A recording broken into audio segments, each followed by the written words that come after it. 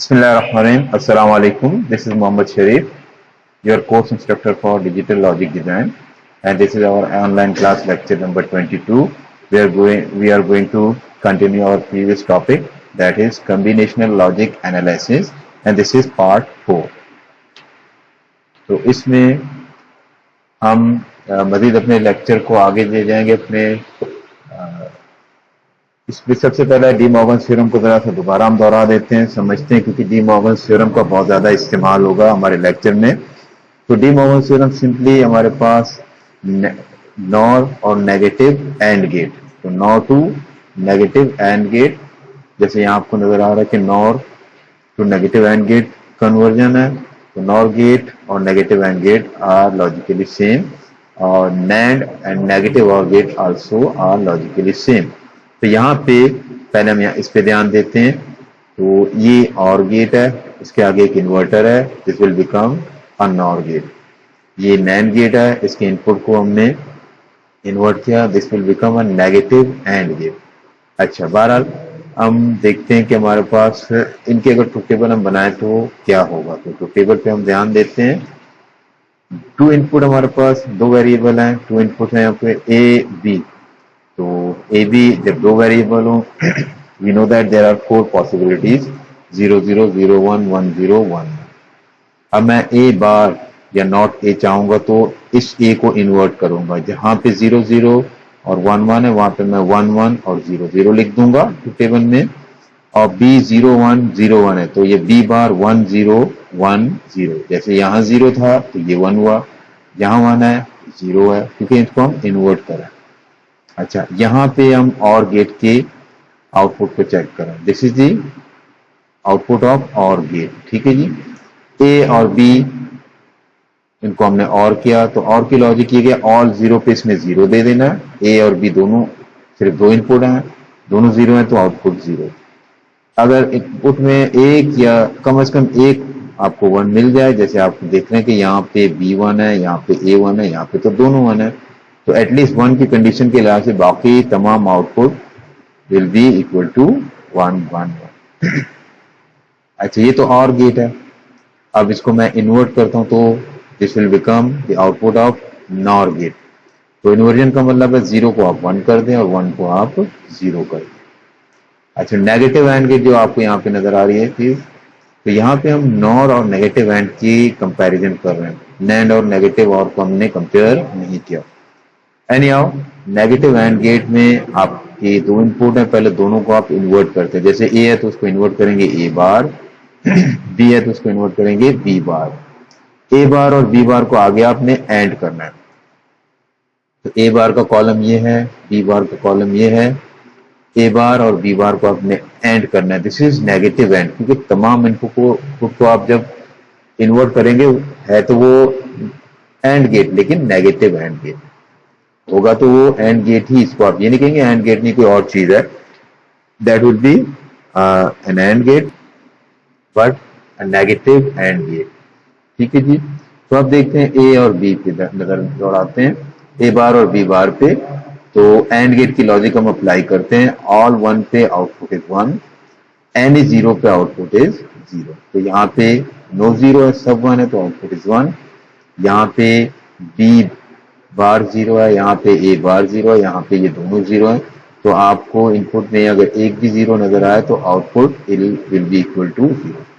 अब इस कॉलम पे ध्यान दें, what is this column for, this is for NOR gate and this is for negative and gate.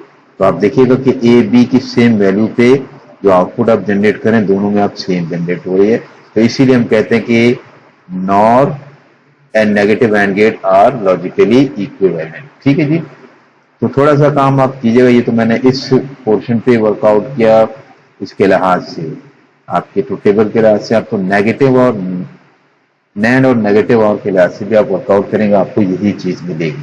तो इसको हमने पहले भी डिस्कस किया, De Morgan theorem is that NAND gate can be converted to negative और gate, NOR gate can be converted और replaced by a negative and gate. ठीक है जी, नॉर की लॉजिक को हम डिस्कस कर रहे थे कि नॉर गेट की मदद, नॉर गेट तो एक यूनिवर्सल गेट भी है, अब हमने यहाँ पे नॉर की लॉजिक को दोबारा वाज़ेह किया है कि NOR gate can be converted to negative and gate. अब ये नॉर गेट है, ये नॉर गेट है, यहाँ पे भी एक नॉर गेट था, इसको हमने नेगेटिव एंड गेट में कन्वर्ट किया। जब नेगेटिव एंड गेट में इसको कन्वर्ट करेंगे तो this bubble will be cancelled by this bubble, this bubble will be cancelled by this bubble. So overall the situation will be something like this case, this will become a simple OR gate. तो ये bubble तो आपने cancel किया इसके साथ, ये bubble cancel किया इसके साथ, तो this will become now a simple OR gate. This will be an OR gate and this will become what? An AND gate. Simple AND gate, negative AND gate नहीं बल्कि simple AND gate. तो इस OR का मतलब है A और B बार को आपने OR किया, तो आपको देखिए आपको नजर आ रहा है, और ए बार और सी को आपने और किया, ये भी आपको नजर आ रहा है। तो A B bar is the output of this और gate, A bar C is the output of this और गेट। आगे आपने इनको सिंपली क्या करना होगा? एंड करना होगा। एंड क्यों करेंगे? क्योंकि these two bubbles are cancelled by each other, these and these are cancelled by each other. तो अब जो आउटपुट आप जनरेट कर रहे हैं पहले के लिहाज से और गेट, पहले लेवल के लिहाज से, और इस अगले लेवल में आप जो पहले लेवल का आउटपुट हो उसको लेके एंड करेंगे सिंपली। तो ये चीज आपको यहाँ पे नजर आ रही है। नॉर लॉजिक को और ज्यादा वजाहत के साथ यहाँ बताया जा रहा है कि आपके पास this is a NOR gate, this is a negative and gate, logically they are same. यहाँ पे एक एग्जांपल है आपके पास, let's suppose we are having 3 NOR gates, let's suppose we are having 3 NOR gate. तो 3 नॉर गेट के लिहाज से अगर मैं देखूं G2, G3 और G1, G2 के इनपुट आप AB हैं और G3 के इनपुट CD हैं, ठीक है जी।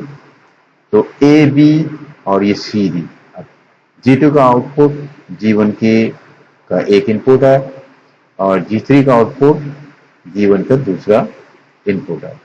अब देखते हैं कि नॉर के लिहाज से हम क्या करते हैं। तो नॉर के लिहाज से हमें पता है कि जो और की लॉजिक को हम इन्वर्ट करते हैं, तो और में A प्लस बी आना है और इन्वर्जन के लिए हम एक बार लगा देते हैं, ठीक है जी। और यहाँ पे C plus D combined bar, ठीक है। अब A plus B combined bar, C plus D combined bar, ये दो इनपुट हैं G1 के और ये भी एक नॉर गेट है। तो दोबारा उसी लॉजिक को हम अप्लाई करते हैं, क्या कि दोनों जो इनपुट है उनको और करके फिर इन्वर्ट करते हैं। तो और करने में आप पहला इनपुट क्या है? A प्लस बी, और दूसरा इनपुट क्या है? C प्लस बी, दोनों के ऊपर बार है, A plus B bar, C plus B bar. तो आप करेंगे A plus B bar plus C plus B bar और नॉर की वजह से कंबाइंड बार, ये चीज आपको यहाँ पे नजर आ रही है। तो A plus B bar is the output of G2, C plus B bar is the output of G3, और इन दोनों को जब आप G1 के लास्ट के इनपुट में देंगे तो उसका आउटपुट क्या होगा?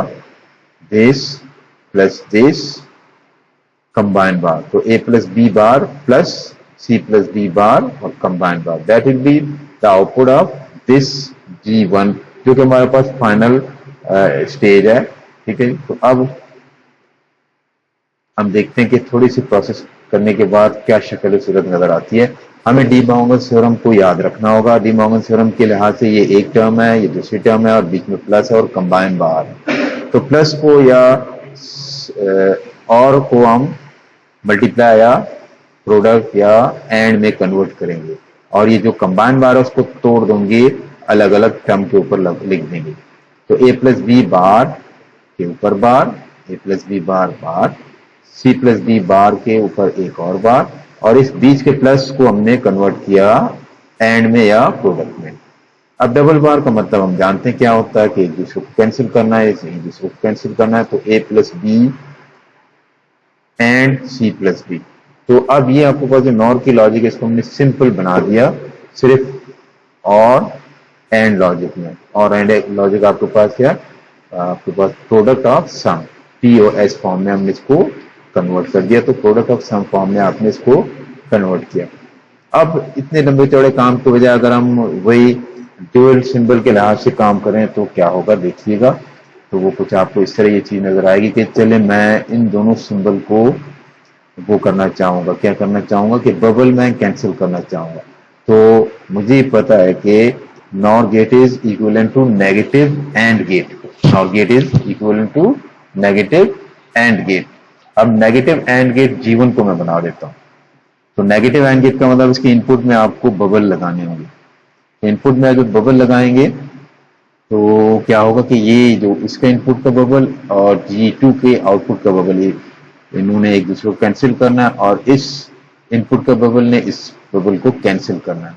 तो G2 will become an OR gate, G3 will become an OR gate, and G1 will be now a simple AND gate.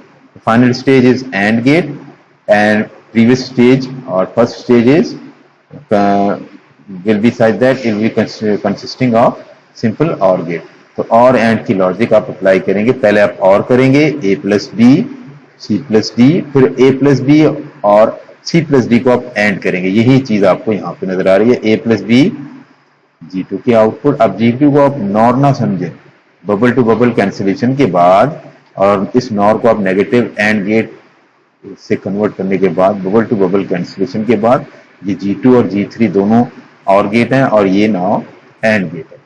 तो इनिशियली हम B और C को और कर रहे हैं, C और D को और कर रहे हैं, फिर इन दोनों को हम एंड कर रहे हैं। ठीक है जी, होपफुली आपको इसकी समझ आ गई होगी। नेक्स्ट, तो यही चीज यहाँ पे दोबारा आपको समझाया जा रहा है कि हम इन नॉर गेट्स को जो आपको नजर आ रहे हैं इस एक्सप्रेशन की मदद से इस तरह समझेंगे कि this NOR gate is now acting as an OR gate, this NOR gate will be acting as an OR gate. तो ये इस CD को इसने OR करना है और G2 ने AB को OR करना है और G1 ने अब किस तरह काम करना है, it will be acting as an AND gate. ठीक है जी, तो ये कैसा हुआ कि हमने G1 को कन्वर्ट किया नॉर से नेगेटिव एंड में, तो बबल टू बबल कैंसिलेशन के बाद ये और इसने एंड गेट की तरह काम करना है। तो यही चीज हमने इसको समझा है, किस तरह एक्सप्रेशन वाइज इसको समझा, और इसी चीज को हमने ड्यूअल सिंबल के लिहाज से भी समझा। ड्यूअल सिंबल का मतलब है नेगेटिव एंड गेट या नॉर गेट, आप इन दोनों को एक दूसरे से रिप्लेस कर सकते हैं ना। यही चीज आप यहाँ पे आपको नजर आ रही होगी। थोड़ी सी वर्किंग में चाहूंगा आप कॉपी रजिस्टर और पेन पेंसिल साथ रखिएगा और प्रैक्टिस करते रहिए, खुद से कीजिएगा, जरूर कीजिएगा, आपने खुद करना। आप इसमें ना रहिए कि सर हमें एक एक चीज समझाएंगे फिर हमें समझ आएगी, हम खुद से नहीं कर सकते। नहीं जी, आप खुद कर सकेंगे जब आप खुद से कोशिश करेंगे। तो इंशाअल्लाह अल्लाह की ज़ात से उम्मीद है आप कर सकते हैं। तो हमारे पास एक सिचुएशन है, जो आपके पास सर्किट डायग्राम है वो ये है। ए बी दो इनपुट है, C D E F। अब नॉर गेट आपको पता है कि A प्लस बी बार है और एक बार C है, तो A प्लस बी बार एक इनपुट है, प्लस C तो कंबाइन बार। यहाँ D है तो सारी चीजें एज इट इज लिखेंगे, प्लस D फिर कंबाइन बार। और यहाँ पे एक सिंपल दो इनपुट है, एक नॉर गेट है, तो E प्लस F बार। अब इसको और इसको दो अलग इनपुट है, इनको आपने नॉर करना है तो प्लस लगा दीजिएगा इनके बीच में और फिर एक कंबाइन बार बना दें, जैसे कि आपको यहाँ पे ये चीज नजर आ रही है। तो इसको स्टेप बाय स्टेप आपने लिख के करना। अगर आप वैसे सिर्फ देख के समझने की कोशिश करेंगे तो बाद औक़ात तो चीजों की सही समझ नहीं आएगी, तो आप लिख के कीजिएगा। अच्छा जी, अब डी मॉर्गन्स थ्योरम हम यहाँ पे अप्लाई करेंगे, देखेंगे क्या होगा। देखिए ये जो कंबाइन बार है सबसे आखिरी वाला, इसके लिए एक टर्म ये है जिसमें A B C D शामिल है और दूसरी टर्म ये है जिसमें E और F शामिल है, बीच में प्लस है। प्लस को हम कन्वर्ट करेंगे मल्टीप्लीकेशन या एंड में और इस कंबाइन बार को दो हिस्सों में तोड़ देंगे, एक हिस्सा पहली टर्म के ऊपर और दूसरा हिस्सा दूसरे टर्म के ऊपर। अब यहाँ पे आपको क्लियरली नजर आ रहा है कि दो बार हैं तो they will cancel each other, यहाँ भी दो बार है, they will cancel each other. तो E plus F double bar will become simple E plus F और this all thing double bar will be simply this all thing. तो double बार को आपने cancel करना है। अब यहाँ पे हम मजीद कुछ काम नहीं करेंगे, E प्लस F में सिर्फ यहाँ पे जरा ध्यान देंगे। तो D तो बिल्कुल अलग है, इसके ऊपर कोई बार नहीं है, तो डी मॉर्गन्स थ्योरम में तो हमें कंबाइन बार की जरूरत पड़ती है। देखते हैं ना, इसमें ना इंडिविजुअल बार है ना कंबाइन। तो यहाँ जो कंबाइन बार है इसके दो टर्म है, इसमें एक A प्लस बी बार है और एक C है, बीच में प्लस है। प्लस को आप प्रोडक्ट में चेंज करें और कंबाइन जो बार है इसको C के ऊपर और A प्लस बी बार के ऊपर दें। अब A प्लस बी बार पे एक और बार, तो both bar will be cancelled, C bar will be there, So the situation will be such that the expression will become like that, a plus b c bar plus d और bracket close और bracket open e plus f। तो देखिएगा हमने अच्छी खासी जो है ना डी मॉर्गन थ्योरम को अप्लाई किया, फिर इस रिजल्ट पे आ गए। अच्छा, अगर ड्यूल सिंबल का मतलब है कि NOR to negative and gate, NAND to negative और गेट, तो आप चेंज कर सकते हैं, नॉर को नेगेटिव एंड गेट से आप चेंज कर सकते हैं। तो अगर मैं जरा देखूं तो मुझे यहाँ पे कहाँ पे नेगेटिव एंड गेट को इस्तेमाल करना पड़ेगा, तो मैं कोशिश करूंगा कि मैक्सिमम ऐसी सिचुएशन पे मैं काम करूं कि मेरे पास बबल कम से कम हो। बबल देखिए यहाँ पे जो आप एक्सप्रेशन जनरेट करें इसमें बार आपको कम से कम नजर आ रही है, वन निस्बत इसकी, जिसमें आपको कई जगह बाहर नजर आ रही है बहुत ज्यादा। तो बबल कम करने के लिए हम आउटपुट और इनपुट में बबल लाएंगे और फिर उसको एक दूसरे से कैंसिल करेंगे। तो यहाँ पे जो नॉर गेट है इसको अगर मैं चेंज करूं नेगेटिव एंड गेट से, तो नेगेटिव एंड गेट का मतलब है इनपुट पे बबल है, तो ये बबल जो इनपुट पे है और ये बबल जो आउटपुट है, इन दोनों ने एक दूसरे को कैंसिल करना है। तो this will become a simple और gate, this will become a simple और गेट। तो इस और गेट का आउटपुट क्या होगा, simple A plus B bar नहीं, क्योंकि इसको तो हम इस बबल को इस बबल के साथ कैंसिल कर देंगे।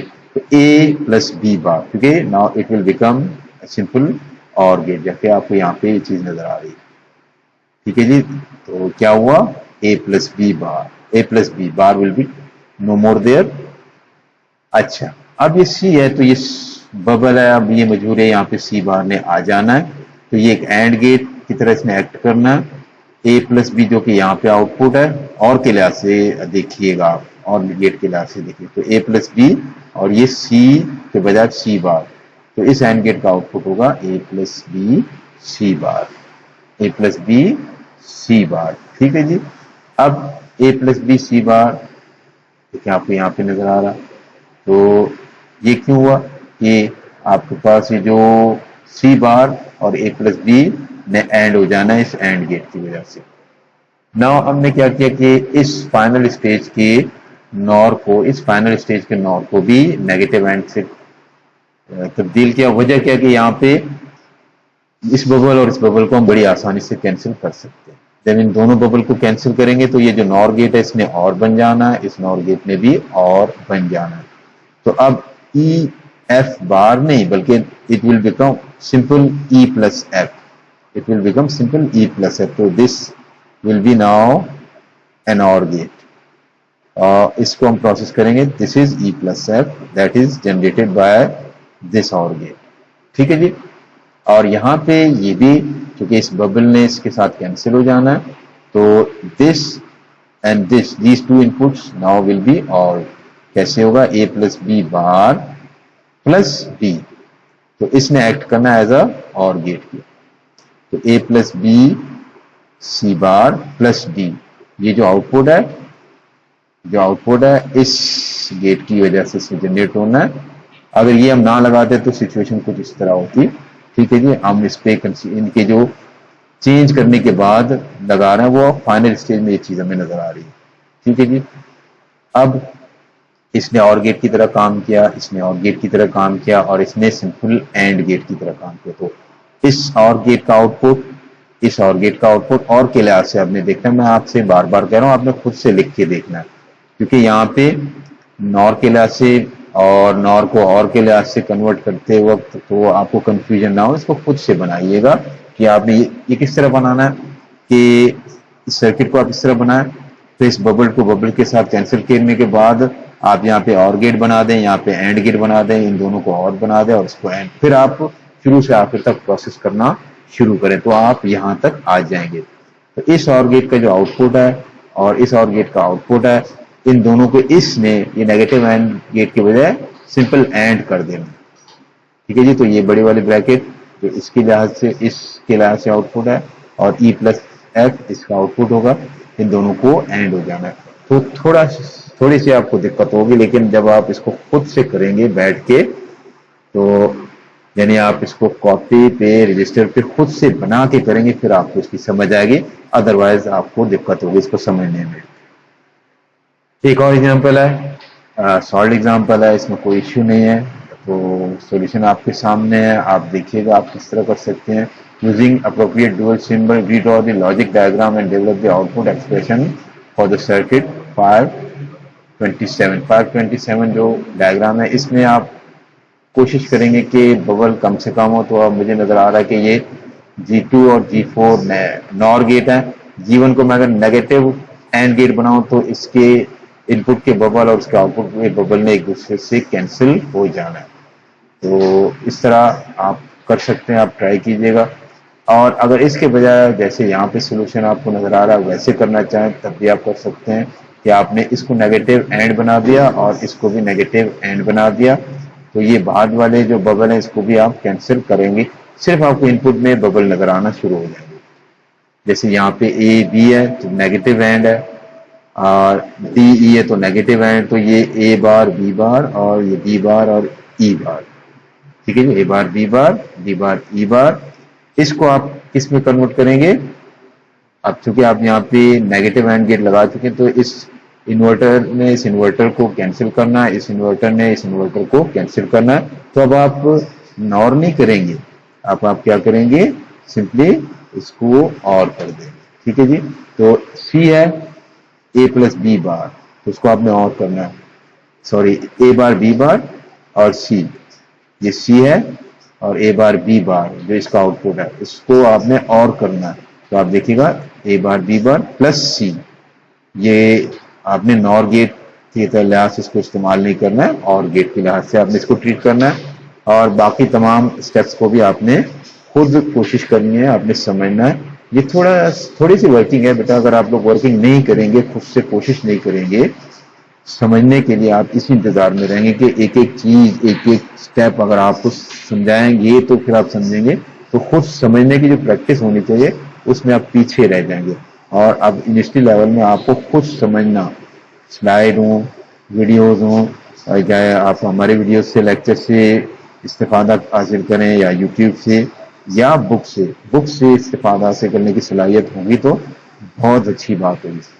अच्छा जी, आप यहाँ पे करेंगे तो डी बार ई बार, इसे आप ट्रीट करेंगे एज अ और गेट एफ, तो डी बार ई बार प्लस एफ, नॉर गेट की तरह इसको ट्रीट नहीं करना क्योंकि इस बबल ने इसको कैंसिल करना। अब जो इनके दो आउटपुट आप जनरेट करेंगे इस तरह नहीं नजर आएंगे आपको, जैसे मैं कह रहा हूँ उस तरह की ये बार और ये बार आपको नजर। अब इस बार का मतलब एज अ नॉर गेट आपने इस्तेमाल किया, नहीं, हमने एज अ और गेट आप इसको इस्तेमाल करेंगे। आगे क्या करेंगे, आगे हम सिंपली इसको एंड करेंगे, तो ए बार बी बार प्लस सी, ये बार ने, बी बार ई बार प्लस एफ, ये बार ने, इन दोनों को आपने एंड करना है। देखें ये चीज आपको नजर आ रही है। वैसे भी अगर आप नॉर गेट के इस बार को और इसको देखेंगे तो इसमें इसको कैंसिल करना है, बाद में एंड गेट ही आपको नजर आएगी। तो आपने इस तरह ट्रीट करना है कि कन्वर्ट रिप्लेस होने के बाद, बबल टू बबल कैंसिलेशन के बाद जो गेट बन जाए उसी के लिहाज से आप एक्सप्रेशन यहाँ पे बनाएंगे, ठीक है जी। पहले सिंपल वैसे ही बना दें जैसे गिवन है, उसके बाद आप इसको ड्यूअल सिंबल का मतलब क्या, नेगेटिव एंड गेट और नॉर गेट, इसको आप एक दूसरे से रिप्लेस कर सकते हैं। और इससे पहले हमने देखा कि नेगेटिव और नैंड गेट को भी आप एक दूसरे से रिप्लेस कर सकते हैं। Now there is a related problem, इस चैप्टर में आके अब आपको प्रॉपर वर्किंग करना पड़ रही होगी कि आप एक एक चीज को समझेंगे। अब आप यूनिवर्सिटी लेवल पे आ गए तो आपने खुद समझना है, ठीक है जी। ये नहीं कि आप बहुत छोटे छोटे एग्जाम्पल और क्वेश्चन आपने कर लिए, बात आपने खुद कुछ नहीं किया। खुद करेंगे ना, ये रिलेटेड प्रॉब्लम है वो अच्छी तरह करेंगे, फिर एक्सरसाइज करना आपके लिए मुश्किल नहीं होगा इंशाल्लाह। Now there are self-review questions to implement the expression this by using NAND logic, implement the expression this by using NOR logic. अब आपने इसको इस तरह इम्प्लीमेंट करना है कि सिर्फ नैंड गेट आप इस्तेमाल करेंगे, और इस सेकंड को आपने इस तरह इम्प्लीमेंट करना है कि आपने सिर्फ नॉर लॉजिक को इस्तेमाल करना है। हमें पता है कि नैंड गेट और नॉर गेट क्या हैं, ये यूनिवर्सल गेट्स हैं। तो कीजिएगा, कोशिश कीजिएगा, वर्क कीजिएगा। Now logic circuit operation with pulse wave form, हमने देखा है कि हम ट्रुथ टेबल चला रहे हैं, कांस्टेंट वैल्यू दे रहे हैं, जैसे आप देखें कि A0 A1 और C0 1 वगैरह वगैरह। इसमें हमने ट्रुथ टेबल की भी बात की थी कि truth table these are constant values, truth table के आपके पास कांस्टेंट वैल्यूज, लेकिन जो पल्स आपके पास वेवफॉर्म है वो कांस्टेंट नहीं बल्कि टाइम के साथ उसमें तब्दीली आती है, टाइम के साथ तब्दीली आ रही होती है। अगर आपने ट्रुथ टेबल को अच्छी तरह समझा तो पल्स वेवफॉर्म को इनपुट में लेना और उसका आउटपुट जनरेट करना कुछ भी मुश्किल नहीं। यहाँ पे आपको चंद पॉइंट नजर आ रहे हैं कि एंड और नैंड और नॉर की लॉजिक के लिहाज से एंड में आपको आई इस वक्त मिलेगा आउटपुट में जब तमाम इनपुट हाई हो वरना लो, और में आपको आई उस वक्त मिलेगा जब कम से कम एक इनपुट हाई हो, नैंड में आपको लो उस वक्त मिलेगा जब तमाम इनपुट हाई हो, नॉर में आपको लो उस वक्त मिलेगा जब एक कम से कम एक इनपुट हाई हो। तो ये तो हम पहले पढ़ चुके, जरा सी रिवीजन है इसमें। अब देखते हैं हमारे पास सिचुएशन क्या है। अब देखिए ट्रुथ टेबल के बजाय हम पल्स वेव को इस्तेमाल कर रहे हैं। तो हमारे पास एक सर्किट है और उसके input A B C 3 input है और हमसे पूछा जा रहा है, हमसे ये कहा जा रहा है कि determine the final output waveform X, X is the final output with input A B C as shown. अब यहाँ पे देखिएगा जरा और कीजिएगा, जो सर्किट है आप एक्सप्रेशन भी देखिएगा, ट्रुथ टेबल भी, तो आपने एक्सप्रेशन, ट्रुथ टेबल, इंप्लीमेंटेशन और वेव फॉर्म सब चीजों को अब समझना और अच्छी तरह समझना। यहाँ पे दो गेट्स हैं, ए बी सी इनपुट है, एक्स आउटपुट है, एक्स की आपके पास लेवल 2 है, आपके this is level 1, this is level 2, तो स्टेज आपके पास दो है, इसका मतलब है आपके पास ये जो y है वो इंटरमीडिएट स्टेज वैल्यू है।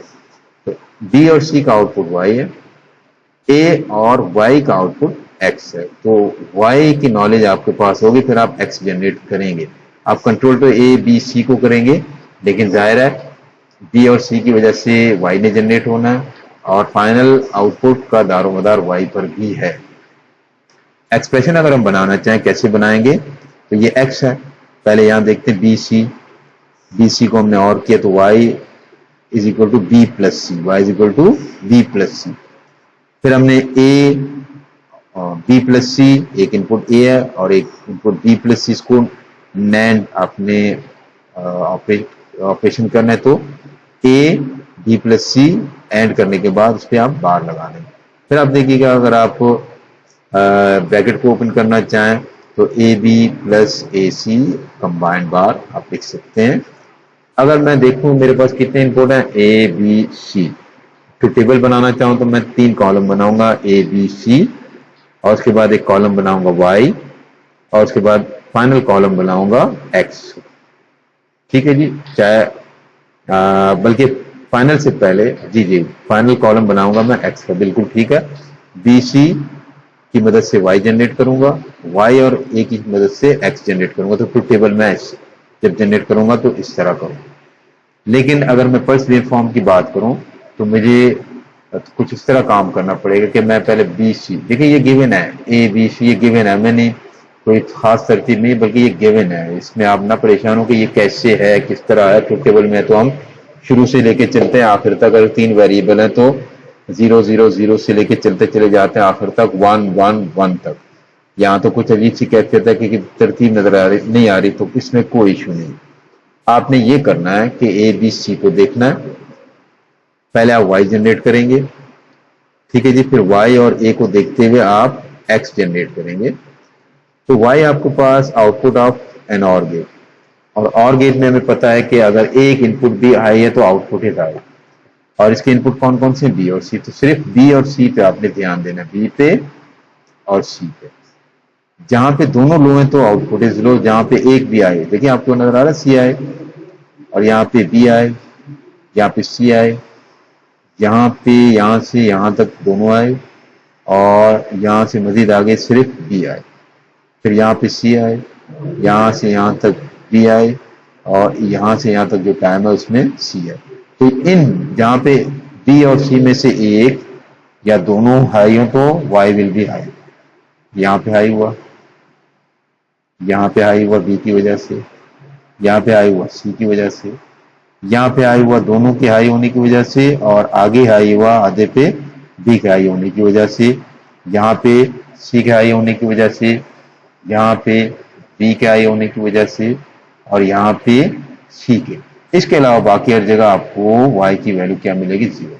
ठीक है जी। तो अब b और c को देखिएगा, लॉजिक क्या है उसको देखिएगा, उसको मद्देनजर रखते हुए आपने इस पल्स वेव फॉर्म में b और c के जो आउटपुट y है उसको जनरेट करना है। अब आते हैं x की तरफ। x का एक इनपुट y है और एक इनपुट a है। a और y दोनों को आपने ध्यान में रखना है और नैंड गेट की लॉजिक को ध्यान में रखना है। तो नैंड गेट की लॉजिक क्या थी, हमने इसको अभी डिस्कस किया कि नैंड में आपके पास, हाँ जी, the output of NAND gate is low only when all inputs are high at the same time. तो अगर दोनों इनपुट हाई है तो आप लो जनरेट करना, वरना हर जगह आपने हाई बना देना है, हाई जनरेट करना। तो दोनों इनपुट आपके पास कौन कौन सी हैं, एक ए है और एक वाई। ए और वाई को देखते हुए दोनों, अगर आपके पास ये नैंड गेट है, दोनों लो है तो आउटपुट हाई। देखिए शुरू में देखिए ए लो है, वाई लो है, तो एक्स क्या है, हाई। अच्छा जी। अब आप देखिएगा कि जहां पे दोनों लो ना हो, ए और वाई, तो वहां पे आप क्या जनरेट करेंगे, लो। जहां पे दोनों लो होंगे वहां पे आपने हाई जनरेट करना। तो ए यहाँ पे हाई, ए हाई, जहां पे ए आए तो दोनों लो वाली तो कंडीशन आएगी नहीं आपके पास। ठीक है जी।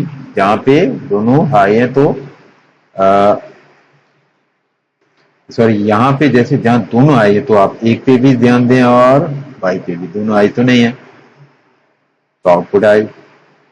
यहाँ पे देखिए ए हाई है, वाई भी हाई है, दोनों हाई हो गए ना, तो आउटपुट इज लो। ठीक है जी। आप यहाँ देखिएगा, ये आपके पास हाई है, ये लो है, दोनों हाई नहीं है तो हाई। यहाँ देखिएगा ये यहाँ से हाई है, ये भी हाई है। जब दोनों हाई है तो आउटपुट इज लो। यहाँ से यहाँ तक ए आई, वाई लो, दोनों हाई नहीं है ना, हाई। ये ए आई, यहाँ से ए आई और वाई भी है, दोनों हाई है तो लो। तो जहां पे आपको दोनों हाई मिलेंगे, जैसे यहाँ पे, यहाँ से यहाँ तक, यहाँ से यहाँ तक, यहाँ आपको देखिएगा y is high, a is high, तो आउटपुट इज लो। तो जहां पे दोनों हाई हो तो आउटपुट इज लो। यहाँ पे देखिए ये और ये लो। अब यहाँ से यहाँ तक ये चीज आपको नजर आएगी, y is high, a is high। ठीक है जी। तो जहां पे दोनों इनपुट हाई है वहां पे आप लो जनरेट करें, इसके अलावा हर जगह आप हाई पल्स बनाते चले जाएं। तो ये सिंपल आप ट्रूथ टेबल में भी यही करते हैं। तो और नॉर्मली हम इस तरह करते हैं, इनपुट और आउटपुट को एक दूसरे के ऊपर नीचे बना देते हैं ताकि हमको कंपेयर करना आसान हो जाए। वरना अगर मैं आगे बना देता तो कंपेयर करना बहुत मुश्किल होता। तो इसको ऊपर नीचे हम बनाते हैं जब वेव्स, पल्स वेव के लिहाज से इनपुट और आउटपुट को रिलेट करते हैं। ओके जी। यहाँ पे कुछ एक्सप्लेनेशन है, चाहे आप इसको पढ़ लें, जब मैंने आपको समझा दिया। अब थोड़ा सा इसको चेंज करते हैं, थोड़ा सा इसको हम चेंज करते हैं। कैसे? Determine the output wave form if A is a constant high level. A is a constant high level. A constant का मतलब है शुरू से आखिर तक ए आप हाई ले लें, 1 ले लें। बाकी बी और सी को ऐसे ही रहने दें, ए को आप शुरू से आखिर तक कांस्टेंट 1 कर दें या हाई कर दें। उसके बाद दोबारा आप इस प्रोसेस को करेंगे। आप पहले वाई जनरेट करें, फिर एक्स जनरेट करें। तो थोड़ी सी प्रैक्टिस भी हो जाएगी और अंडरस्टैंडिंग में जो कमी बेशी है उसमें भी इंशाल्लाह आपको फायदा होगा। Now draw the timing diagram for the circuit in figure this showing the output of G1, G2 and G3 with the input waveform A and B as indicated। अब आपके पास दो इनपुट है, A और B है। एक gate G1 है, एक gate G2 है और एक गेट G3 है। और इन्वर्टर ये भी गेट है, इनको उन्होंने कुछ नाम नहीं दिया। 12 A और B, इसको हम सिंपल एंड कर रहे हैं तो ए बी, तो आपको ए बी आपको यहाँ नजर आ रहा है। उसके बाद ए को भी इन्वर्ट कर रहे हैं और बी को भी इन्वर्ट कर रहे हैं, तो ए बार बी बार, फिर उनको एंड कर रहे हैं तो ए बार बी बार, फिर इसको हम और कर रहे हैं। यहाँ G1 क्या है, और है, तो ए बी और ए बार बी बार। तो देखिएगा कौन सी लॉजिक है। इसको हमने पहले भी ऐसी किसी लॉजिक से हमारा वास्ता पड़ा या नहीं पड़ा। 12 तो वेव फॉर्म की फॉर्म में हमने ए बी को ले लिया। अब ए बी को अब लेंगे, पहले G2 के आउटपुट को आप जनरेट करेंगे, ए बी को लेंगे और G3 के आउटपुट को आप जनरेट करेंगे। फिर G2 और G3 के आउटपुट को G1 के इनपुट की तरह ट्रीट करते हुए G1 के आउटपुट जो कि X है उसको आपने जनरेट करना है। यहाँ पे ये चीज आपको नजर आ रही है, A है, B है, G2 आउटपुट है और G3 आउटपुट है। फिर G2 और G3 आउटपुट को हम G1 की इनपुट की तरह ट्रीट करते हुए X को जनरेट करेंगे। अब जरा देखते हैं कैसे। G2 के इनपुट में आप A और B को एज इट इज ले रहे हैं, कोई इन्वर्जन नहीं है, ऐसे ही है ना। तो यहाँ पे इसको बड़ा करके बना दिया, सेम इनपुट है, कोई फर्क नहीं है। A और B को आपने एंड करना है, सिंपल एंड की लॉजिक क्या, दोनों में से अगर एक भी लो आपको मिला आउटपुट इज लो। देखिए यहाँ से यहाँ B लो है, फिर दोनों लो हैं, फिर यहाँ से यहाँ तक A लो है, सिर्फ यहाँ से यहाँ दोनों आए हैं, ठीक है। यहाँ से यहाँ दोनों आए तो G2 इज आए। उसके बाद B लो है, उसके बाद यहाँ से यहाँ तक दोनों लो हैं, फिर इसके बाद यहाँ से यहाँ तक A इनपुट इज लो, आगे जाके दोनों आए। तो सिर्फ ये वाला पोर्शन आए और यहाँ से यहाँ तक पोर्शन आए। अब हम देखते हैं G3 पे कि आउटपुट हम किस तरह जनरेट करेंगे। तो आपने A को इन्वर्ट करना है, B को इन्वर्ट करना है, क्योंकि ये इनके बाद इन्वर्टर लगे। फिर यहाँ पे तो नेगेटिव एंड गेट की तरह इसने काम करना है। तो negative and gate is same as NOR gate, negative and gate is same as logically NOR gate. तो नॉर गेट की लॉजिक आप अप्लाई कीजिएगा। नॉर गेट की लॉजिक क्या है, आप जरा ध्यान दीजिएगा। नॉर गेट की लॉजिक वही है कि और गेट की लॉजिक को इन्वर्ट करना है। तो जहां पे और गेट पे 1 आना है वहां पे आप इसको इन्वर्ट करके 0 करें या लो करें, जहां 0 आना है इसको आप हाई करें या 1 करें। तो देखते हैं हम A और B पे। तो A और B को एज ए इनपुट लेंगे और ये चूंकि नेगेटिव एंड गेट है तो नॉर गेट की लॉजिक अप्लाई करेंगे, ठीक है जी। A B दोनों 0, तो दोनों 0 पे और के लिहाज से तो 0 आना चाहिए, लेकिन नॉर के लिहाज से 1। अच्छा जी, A B में से A आई है 1 है, तो और के लिहाज से 1 आना चाहिए, लेकिन नॉर के लिहाज से 0। तो इसी चीज को ध्यान देते हुए आपने, सॉरी यहाँ पे G3 मैं जरा मिस्टेक करके G3 को हमने देना है। इसी चीज को ध्यान देते हुए कि A और B को नॉर गेट की इनपुट के लिहाज से ट्रीट करते हुए नॉर की जो आउटपुट है वो आप जनरेट करेंगे। That will be same as the output of G3 which is now acting as a negative and gate. तो G3 को जब आप जनरेट करेंगे उसके बाद आपने आगे सिंपल और करना है। तो और की लॉजिक तो मुझे होपफुली यहाँ तक आगे इतने लेक्चर के बाद और की लॉजिक को समझाने की जरूरत नहीं थी। जरूरत पड़ेगी आप X को जनरेट कर लीजिएगा। तो determine the output X if B is inverted. हाँ, B को आपने अगर इन्वर्ट किया तो फिर लेकिन B को इन्वर्ट करेंगे तो G2 में तो आप B बार देंगे और G3 में चूंकि इन्वर्ट करने के बाद दोबारा इन्वर्ट करेंगे तो सिंपल B बार देख लीजिएगा, उसको समझ लीजिए। और बिल्कुल इस तरह अपने स्टेप बाय स्टेप यहाँ पे आपको जरा वक्त देना पड़ेगा, लेकिन इंशाल्लाह अगले जो लेक्चर में, अगले चैप्टर में आपको इससे आसानी होगी। अच्छा, example 512, determine the output waveform X for the logic circuit this by first finding the intermediate waveform of each point at each of points y1, y2, y3, y4 the input waveform are shown। ये आपके पास एक simple logic circuit है, इसमें number of stages हैं, first stage, second stage, final. तो intermediate values या stages को भी आपने देखना है। ये आपके पास है y1, ये है y2, ये y3, ये y4। अब आप A B C D आप इनपुट जो वेवफॉर्म है वो गिवन हो गई, उसको देखते हुए आपने y1 को जनरेट करना है, A B को देखते हुए y1 को जनरेट करना है, फिर C और y1 को देखते हुए y3 को जनरेट करना है, ठीक है जी। C को देखते हुए आप y2 जनरेट करेंगे, फिर y2 और D की मदद से y4 जनरेट करेंगे, फिर y3 और y4 की मदद से आप फाइनली X जनरेट करेंगे। तो जरा सा लंबा काम है, लेकिन आपने इसको समझना है कि नेगेटिव और gate is logically same as NAND gate. Negative और gate is logically same as NAND gate. तो आप इस तरह समझें या जैसे आप मेंटली कर सकते कीजिएगा और ये जो सोल्यूशन है इसको समझिएगा। तो A B C D are given, ये गिवन है, ये जो पोर्शन है ये गिवन है, ये इसमें आपको कोई लेना देना नहीं कि कैसे ये है, इससे आपको कोई सरोकार नहीं, दिस इज गिवन। पहले ए बी को आप देखते हुए y1 जनरेट करेंगे, जनरेटेड है, आपने इसको समझना है कि ऐसा क्यों है, ऐसा क्यों, आपने ये समझना है।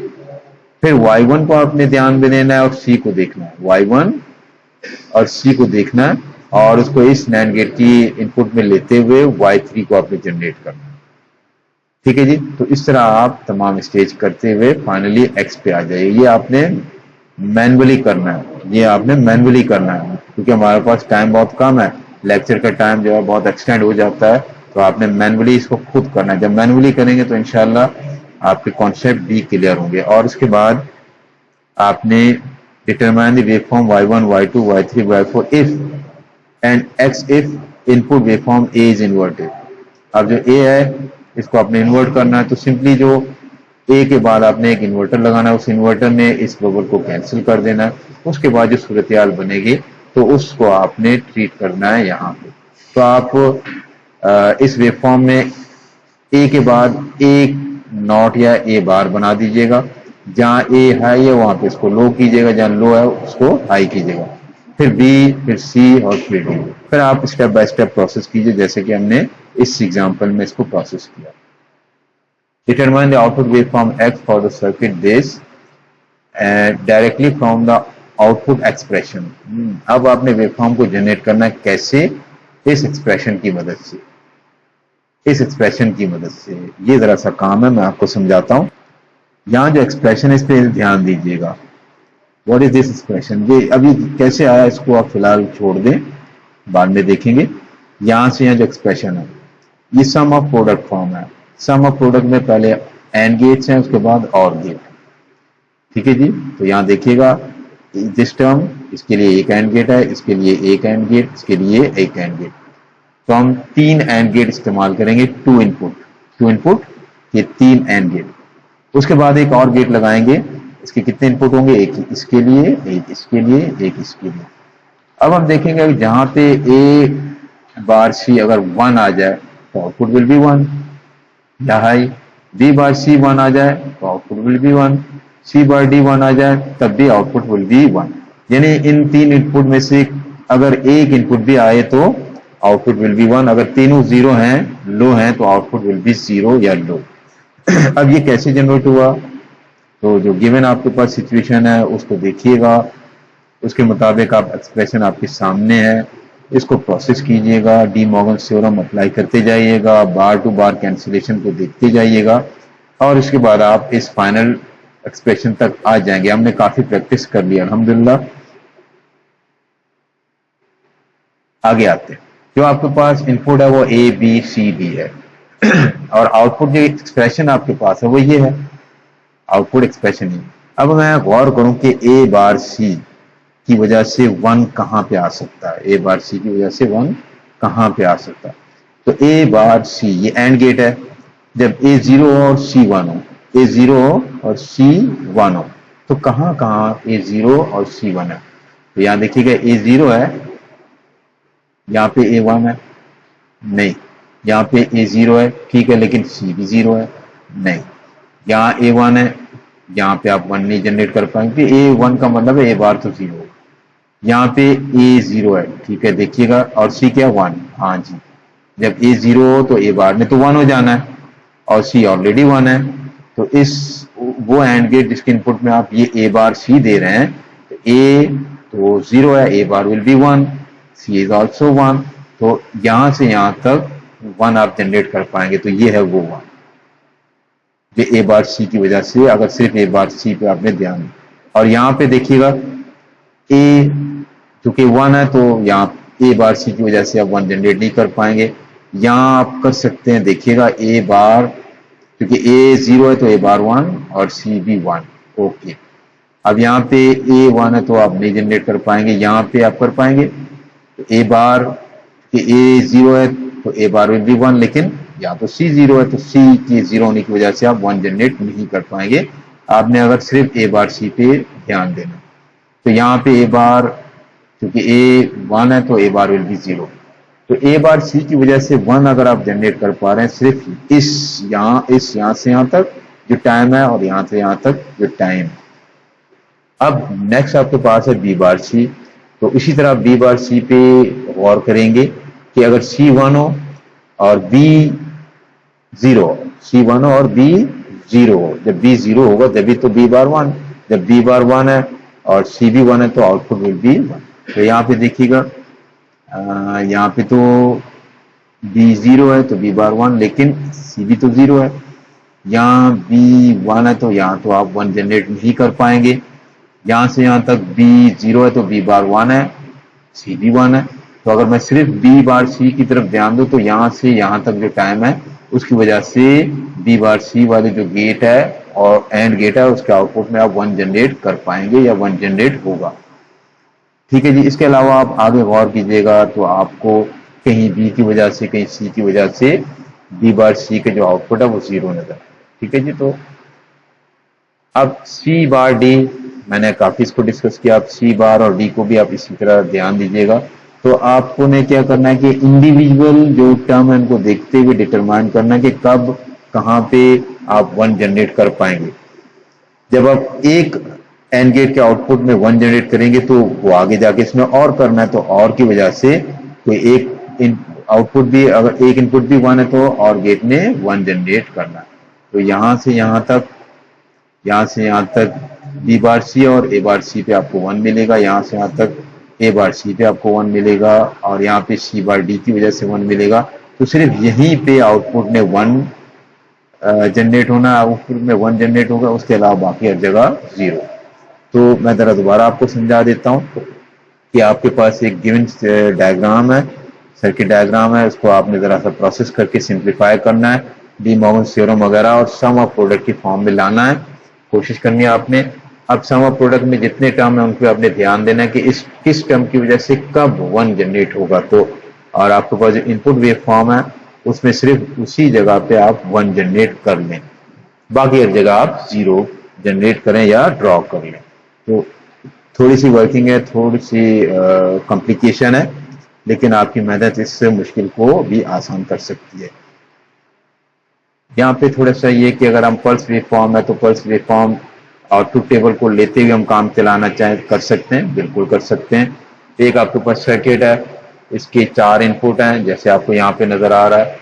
आप 4 इनपुट के लिहाज से ट्रुथ टेबल बना दें। ट्रुथ टेबल बनाने के बाद इंटरमीडिएट जो स्टेज है, जैसे G1 है तो उसके आउटपुट को G1 का नाम दे दें और G2 है इसके आउटपुट को G2 का नाम दें, जो फाइनल आउटपुट है उसको G3 का नाम दें और ट्रुथ टेबल को कंबाइन बना दें और उसके लिहाज से इसको आप बना दें। देखें यहाँ पे कि कब 0 आना चाहिए, कब आना चाहिए, तो आपको यहाँ पे जितनी सिचुएशन है वो भी आ जाएंगे और उसके अलावा एक्स्ट्रा भी सिचुएशन को आप टैकल कर पाएंगे।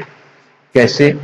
ए बी सी डी को आपने लिखा, फिर एक्स को लिखा, यहाँ पे आपने ए बी सी डी G3 लिख दिया आपने। ठीक है जी। अगर आप देखिएगा यहाँ पे मैंने ट्रुथ टेबल में तमाम स्टेट्स को मेंशन कर दिया।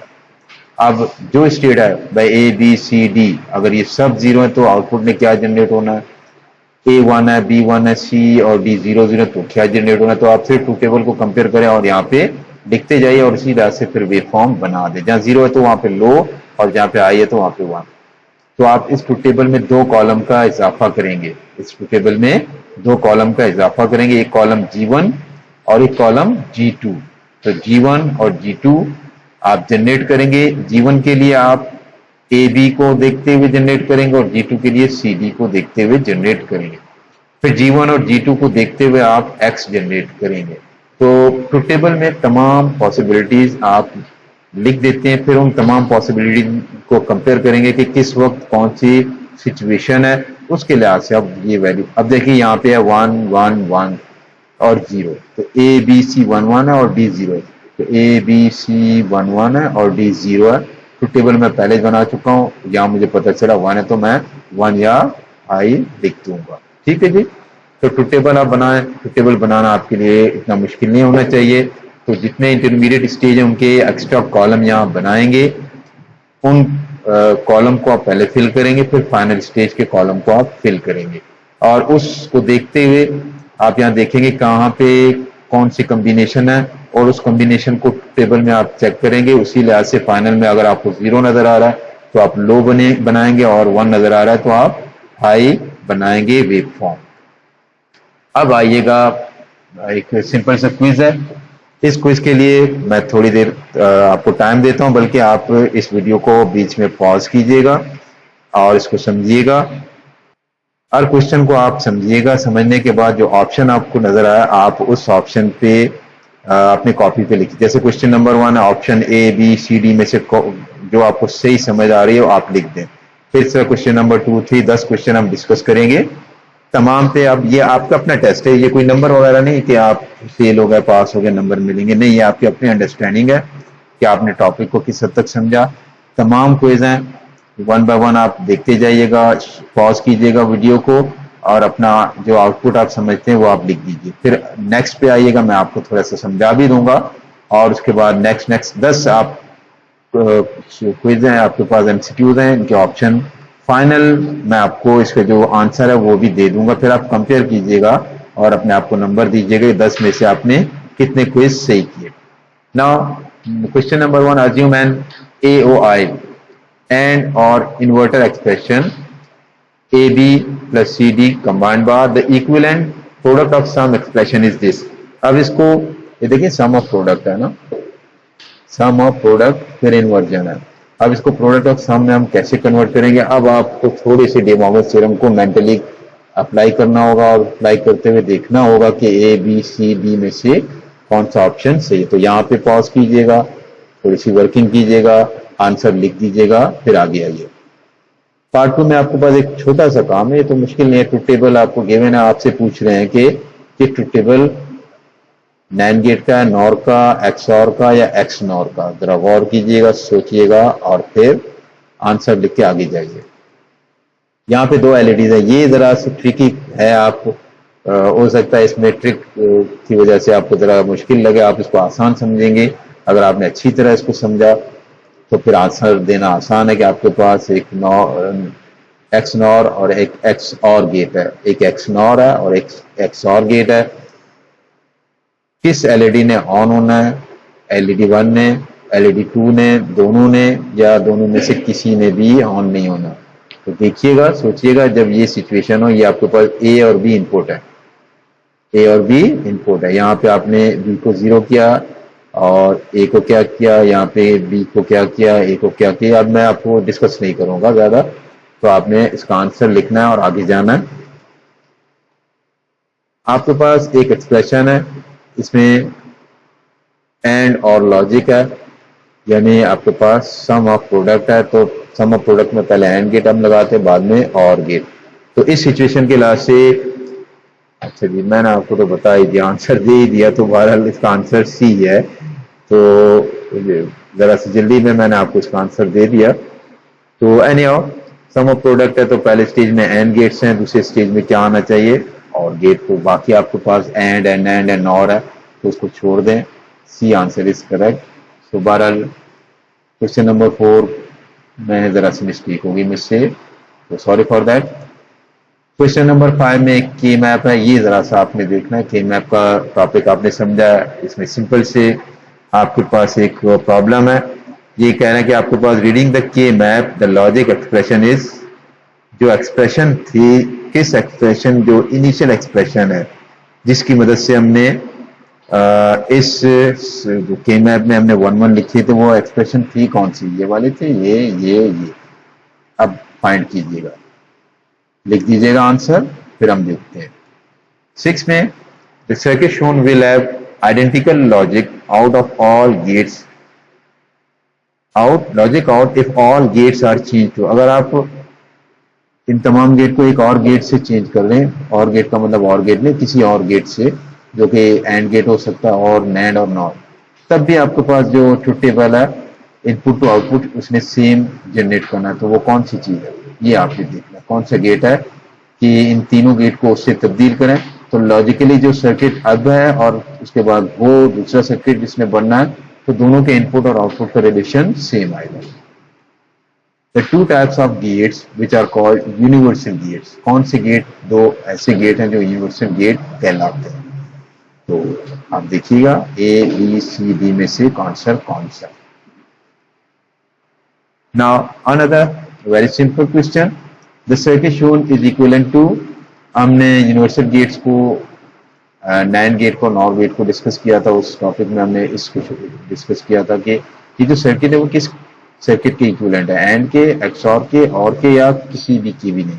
तो देखिएगा, आंसर लिख दीजिएगा और फाइनल में अपने आंसर को आप कंपेयर कीजिएगा। और यहाँ पर भी कुछ इसी तरह की सिचुएशन है कि ये जो सर्किट डायग्राम हो किस लॉजिक गेट के इक्विवेलेंट है, एंड, एक्सऑर, और, या किसी के भी नहीं। फाइनल आपके पास, हाँ जी, हमने इस क्लास में, इस लेक्चर में पल्स वेवफॉर्म पे काफ़ी टाइम लगाया और मैंने आपसे भी यही कोशिश की कि आप प्रैक्टिस कीजिएगा। तो क्विज पे आने से पहले पहले जो आपने प्रैक्टिस किया उस प्रैक्टिस की मदद से आपने इस क्वेश्चन को सॉल्व करना है। इस क्वेश्चन को सॉल्व करना, अगर आपकी प्रैक्टिस है तो question will be solve, otherwise not. तो अल्हम्दुलिल्लाह ये चैप्टर हमारा ख़त्म हुआ। अल्लाह के फजल करम से कुछ कमी बेशी अगर रह गई हो तो आप कोशिश कीजिए, मेहनत कीजिएगा। लेकिन मैंने काफ़ी हद तक कोशिश की है कि जो बुक में है करीबन शायद बहुत ऐसी एक आध ऐसी चीज़ होगी जो आपके लेवल के लिहाज से मैंने यहाँ इसको डिस्कस करना मुनासिब ना समझा, वरना मैक्सिमम मैंने इस चैप्टर को डिस्कस किया। प्रैक्टिस कीजिएगा, प्रैक्टिस करना आपका काम है। आप एग्जाम्पल को समझिएगा, रिलेटेड क्वेश्चन को सॉल्व कीजिएगा। जब आप ये सब कुछ कर लेंगे उसके बाद एंड ऑफ द चैप्टर में जो क्वेश्चन है वो कीजिएगा। तो अल्लाह की ज़ात से उम्मीद है जब इतना कुछ आप कर लेंगे तो ये एक बहुत इंटरेस्टिंग सब्जेक्ट है। ये सब्जेक्ट इसमें ना सिर्फ कि इसमें बड़े अच्छे आप पोजीशन ला सकेंगे इंशाल्लाह, बल्कि आगे जहाँ जहाँ इसका इस्तेमाल होगा वहाँ पे आपको आसानियाँ महसूस करेंगे और अगले सब्जेक्ट में भी आपको इसकी सपोर्ट मिलती रहेगी। तो फाइनली मैं इसका आंसर आपको शो करता हूँ। ये आपके पास आंसर है। हो सकता है दो ऐसे क्वेश्चन हैं यूनिवर्सल गेट्स के लिहाज से जिसमें आपको लगे कि आंसर सही नहीं, लेकिन आंसर यही है जो मैंने यहाँ पे लिखे हैं। मेरे लेक्चर पे ध्यान दें, बुक पे आप ध्यान दें, पढ़ें तो आपको क्लियरली इसकी समझ आएगी कि जो आपने आंसर लिखे वो और इस आंसर में अगर फ़र्क है तो क्यों फ़र्क है। तो इंशाल्लाह अगले लेक्चर में मुलाकात होगी। तब तक के लिए इजाज़त दीजिएगा। अल्लाह हाफिज़। अस्सलाम वालेकुम व रहमतुल्लाह।